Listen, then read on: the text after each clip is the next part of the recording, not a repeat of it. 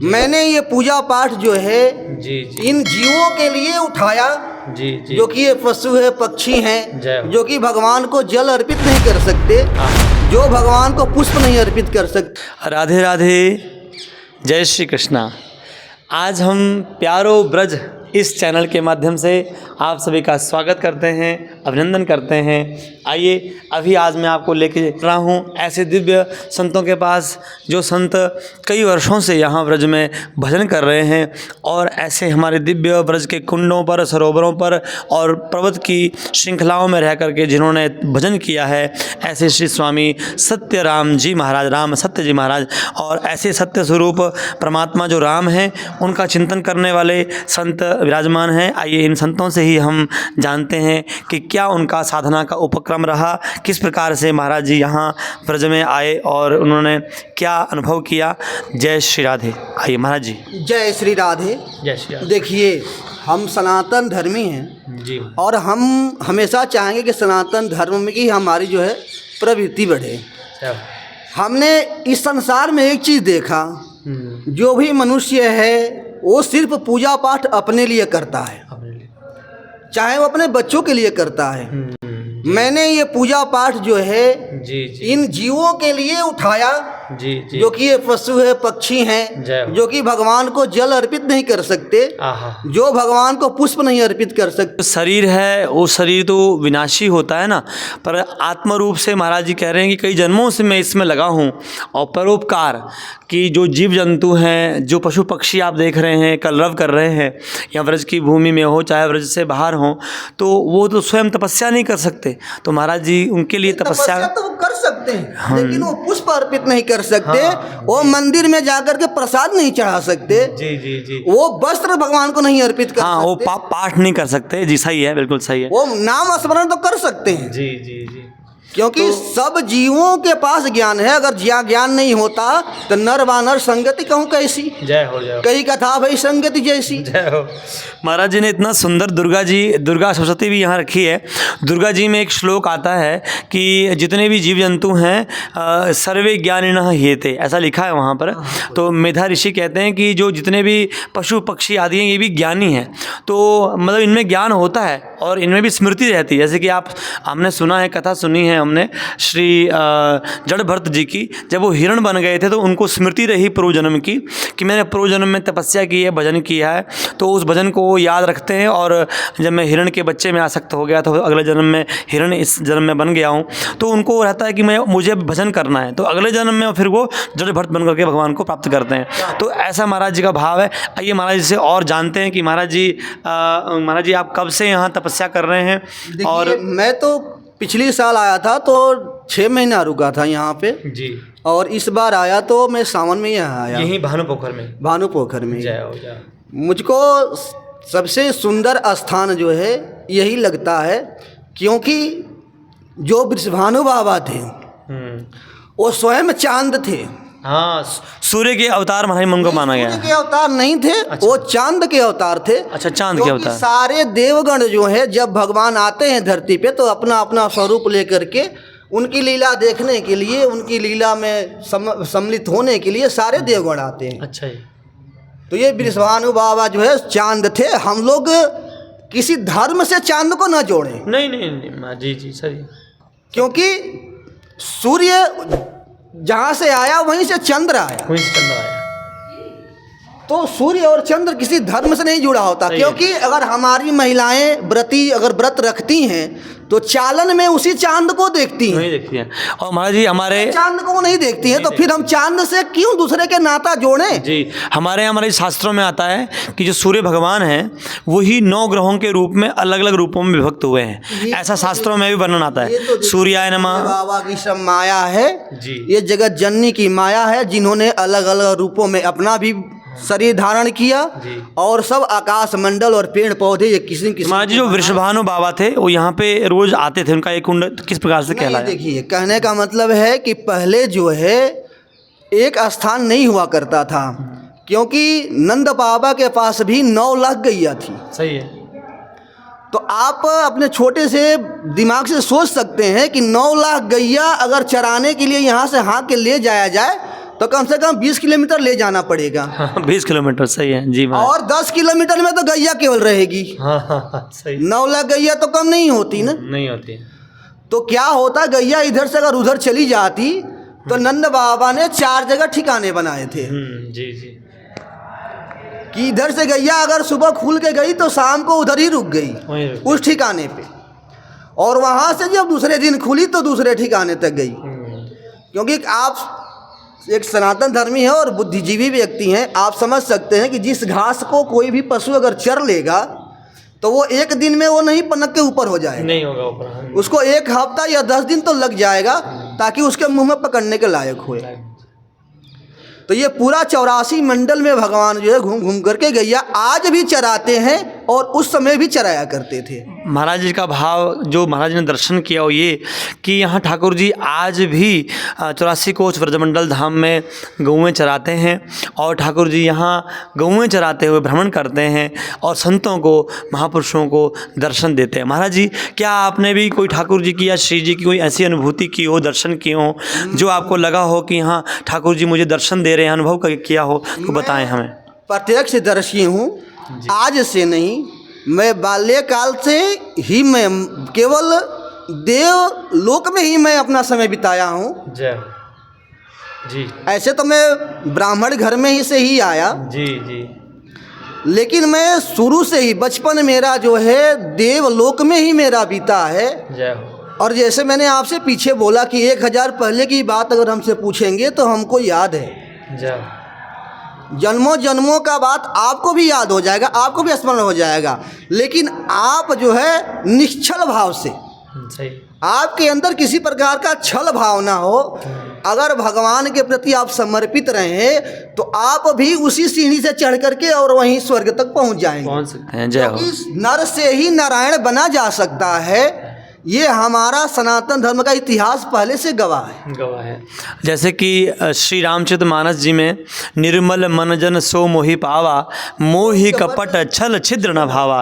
तो जो निर्मल भाव है महाराज जो, हाँ, जो आपका निर्मल भाव है, तो जैसे हम लोग UKG में पढ़ने जाते हैं, 1 में पढ़ने जाते हैं, तो हमको वैसा मास्टर मिलता है जी। और हम अगर ग्रेजुएट में जाते हैं, BA में जाते हैं, MA में जाते हैं, तो हमको वैसा शिक्षक मिलता है जो कि लेक्चर देता है, केवल हमको लिखना पड़ता है। जी जी। तो वैसे ही देव में भी है, ऐसा ही है जी। आप ऋषि, महर्षि, ब्रह्मर्षि, देवर्षि, जय हो, जय हो। आप पढ़ते जाओगे, जैसे आपका ज्ञान बढ़ता जाएगा, आपको जो है शिक्षा मिलती जाएगी, आपको रास्ता मिलता जाएगा, लेकिन आपको उसके लिए बहुत ये बारूद की ढेर पे चलना पड़ेगा। सही है, सही है। भक्ति का मार्ग जो है बहुत ही सुनने में सुलभ लगता है, कृपाण की धारा, हाँ जी, लेकिन चलने में बहुत ही कठिनाई होती है। जी जी।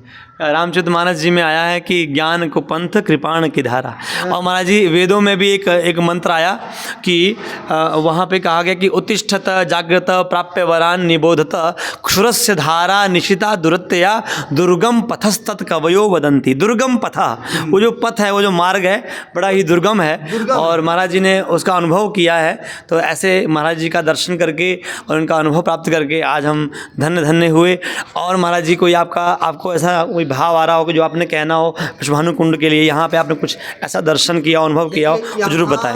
यहाँ पे हमारी यशोदा मैया, नंद बाबा, विश्वानु बाबा, कृति मैया, जो हमने कोई नाम रख लिया तो नाम हजारों होते हैं। सही है, नाम हम हजारों होते हैं, लेकिन वो कृति मैया आज भी यहाँ विद्यमान है, वो नंद बाबा आज भी हैं और वो सदा रहेंगे जी। वो महाराज दशरथ का स्वरूप अलग है, वो सदा है और सदा रहेंगे, सदा रहेंगे। जय।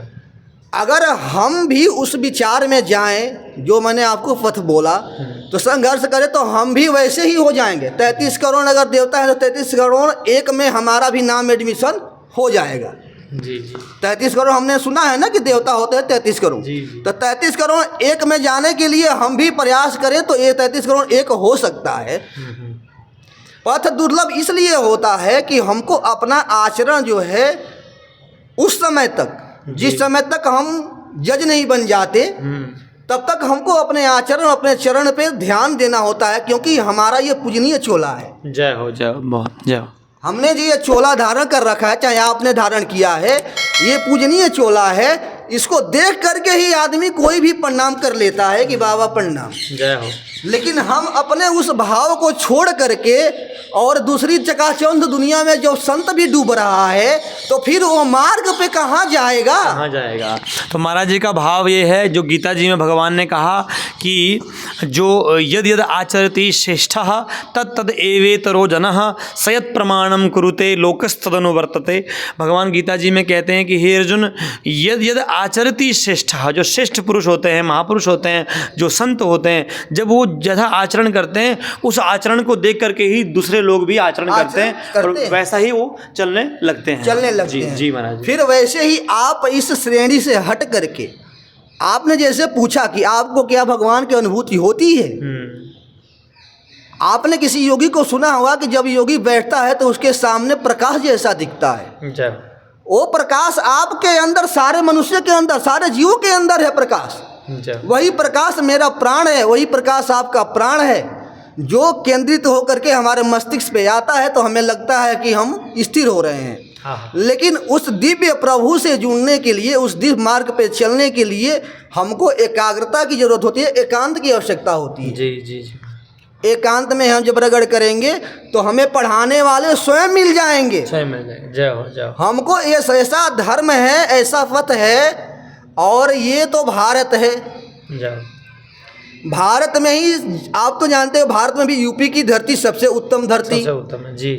जितने भी नारायण के अवतार हुए सब जो है उत्तर प्रदेश में ही हुए जी।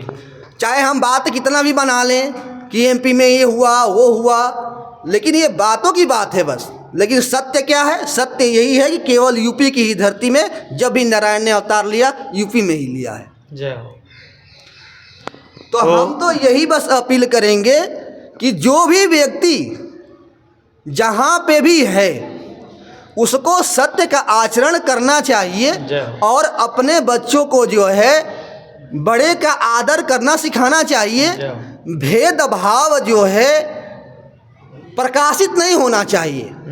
जैसे आप भी विद्वत ज्ञानी होकर के आपने चांद की बात पे एक आपने रोक दिया जी। तो विद्वत पुरुष भी अगर ऐसे आचरण करता है तो वो रावण के जैसा ही ज्ञानी होते हुए भी दूसरे कुल में रहता है। क्योंकि देवता ने ही 10 से देवता और 10 से दानव, 3 शब्द दानव में भी है और 3 शब्द देवता में भी है। जी जी। तो अगर आप देवता बनना चाहते हैं तो आप रावण के केवल ज्ञान को लीजिए, उसके आचरण को न लीजिए। हम किसी से भी भेदभाव करेंगे तो हम देवता बन ही नहीं सकते। सही है। क्योंकि देवता का काम है केवल देना, आशीर्वाद देना, चाहे वो कोई भी दुखियारा आ जाए, चाहे वो डोम ही क्यों ना हो। राजा हरिश्चंद्र को भी ऐसा अपमान का सहना पड़ा, जब उन्होंने एक बार अपमानित किया तो उनको डोम के हाथों बिकना पड़ा। जब सत्य के मार्ग पे आप चलेंगे तो आपको सबको एक समान समझना पड़ेगा। ये हमारा इतिहास है। हरिश्चंद्र ने एक बार अपमान किया तो उनके गुरु ने उन्हीं के हाथों उनको बेचवा दिया, और ये इतिहास बन गया। देवी भागवत जी की कथा का, और भागवत जी में जो कथा आती है हरिश्चंद्र राजा की, महाराज जी उसका भी स्मरण कर रहे हैं, और सत्य पे ही महाराज जी बार बार हमें इशारा कर रहे हैं कि यहाँ ब्रज में रह करके, धाम में रह करके, तीर्थों में रह करके, ये उत्तर प्रदेश की भूमि ऐसी है जहाँ पर भगवान ने स्वयं परमात्मा ने, पूर्ण ब्रह्म परमात्मा ने अवतार लिया है। तो उनमें हम भेद ना करें। जैसे हमने वो वृषभानु के प्रसंग में हमने कह दिया कि वो तो सूर्य के अवतार है, तुम्हारा निगाह के चंद्रमा के, तो उसमें भेद ना करेंगे। महाराज जी कह रहे हैं कि भेद ना करते हुए हमें आचरण को शुद्ध करना है, और सत्य का मार्ग ऐसा है उसमें हमें सब प्रकार के दुख सुख को सहन करते हुए उस मार्ग पर आगे चलना होता है। तो धीरे धीरे हम वो उच्च कोटि की स्थिति पर, भगवत प्राप्ति की स्थिति पर पहुंच सकते हैं। और आचारहीनम न पुरंति वेदाः, जो देवी भागवत जी में आया है कि आचरण रहित जो व्यक्ति होता है उसको वेद भी पवित्र नहीं कर पाते हैं। तो वेद पवित्र उसे करते हैं जो आचरण युक्त होता है, मतलब सदाचारी होता है। तो हम सदाचारी बने, यही महाराज जी का कथन है। तो आइए महाराज जी को हम नमन करते हैं। महाराज जी का बहुत बहुत जो है आभार है। महाराज जी को जय श्री राधे, जय श्री कृष्णा। लेकिन एक सत्य और भी है जी, कि ये 84 कोष ब्रह्मंडल में, ब्रजमंडल के अंदर सारे ऋषिगण, सारे देवगण, सारे ग्रह 24 घंटा के अंदर एक बार अवश्य प्रवेश करते हैं। जय हो, जय हो। तो हमारे जितने भी ये पथ पे चल रहे हैं, राधे राधे बोल रहे हैं या ओम नमः शिवाय वाले हैं या सीताराम वाले हैं, मैं किसी की भर्त्सना नहीं कर रहा हूँ, लेकिन संत को माँ के भाव से देखना चाहिए। जय हो, जय हो। क्योंकि हमारा सनातन धर्म पहले से कहता है कि हमारे देश की नारियों को पार्वती, सीता, गीता और पार्वती कहा जाता है। जी जी जी। हमारी अगर माँ को हम माँ कहेंगे तो हमारा आचरण ऐसे ही माँ के प्रति शुद्ध हो जाएगा। अगर हम मन से कोई बात अगर सुध लिए हों, अगर मन से कोई बात सुध लिए हो तो उसको दरकिनारा तकिया के नीचे रख करके और जैसे अपने माँ के साथ आचरण करते हैं वैसे ही उस माँ और उस देवी देवता के साथ आचरण करेंगे तो वो माँ और पिता जो है आपको अवश्य ही अपना आशीर्वाद ऐसे हाथ उठा के अवश्य देगा। जय हो, जय हो। तो महाराज जी का जो अभी अंतिम संदेश जो हमें प्राप्त हुआ वो ये कि संत जो होते हैं वो माँ होते हैं। महाराष्ट्र में मराठी भाषा में कहते हैं संत मावली माझा संत मावली। जो संत होते हैं वो मावली होते हैं। मावली मतलब माता होते हैं, माँ के समान होते हैं। तो महाराज जी का वात्सल्य और मातृभाव हमें प्राप्त हुआ। आइए इसे दिव्य भाव के साथ हमारो प्यारो ब्रज जो हमारा चैनल है, इस प्यारो ब्रज चैनल को आप लाइक करें, कमेंट करें, शेयर करें, सब्सक्राइब करें और बेल आइकन दबाना ना भूलें। अधिक से अधिक इसको आप जन जन तक पहुंचाएं ताकि ऐसे दिव्य संतों के दर्शन हमें बार बार होते रहें, ऐसे दिव्य कुंडों के दर्शन और ब्रज की जो महिमा है उसको हम अपने हृदय में बसा सकें ताकि ठाकुर जी जो बांके बिहारी हैं वो हमारे हृदय में प्रकट हो सकें। इसी सुंदर भाव के साथ आज के इस हम जो है वीडियो को ही पूर्ण करते हैं। जय जय श्री राधे श्याम।